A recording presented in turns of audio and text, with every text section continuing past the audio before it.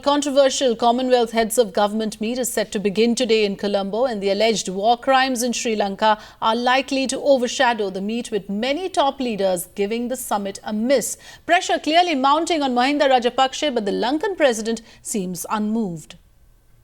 The letter says differently. Sri Lankan President Mahinda Rajapaksa refusing to budge, even as calls for a probe into the alleged war crimes only grow louder. Ahead of the Commonwealth Heads of Government meet set to begin today. Even in Perth, I don't think the Prime Minister represented India at that meeting. So the foreign minister is here. I am satisfied. The Prime Minister has reportedly taken the Tamil sentiments into consideration from Tamil Nadu. But he had not sent it to me like that. The letter says differently.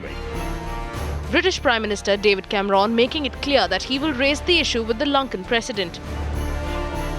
If the Prime Minister really cared for the feelings of the Tamilians, not only in Tamil Nadu and across the globe, he should have told that there will not be any representation from our country to Sri Lanka for the CHOGM meet.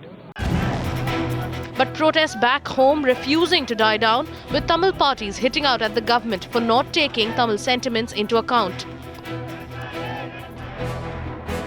And despite protests, External Affairs Minister Salman Khurshid attending the meet, making it clear that India's participation was in no way a dilution of our stand against war crimes.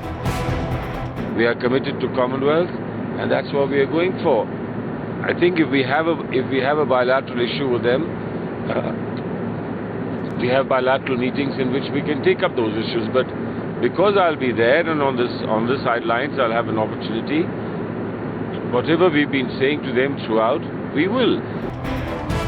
Even as Prime Minister gave into domestic compulsions and decided not to attend the meet, the UPA government continues to face opposition. Bureau Report, Times Now.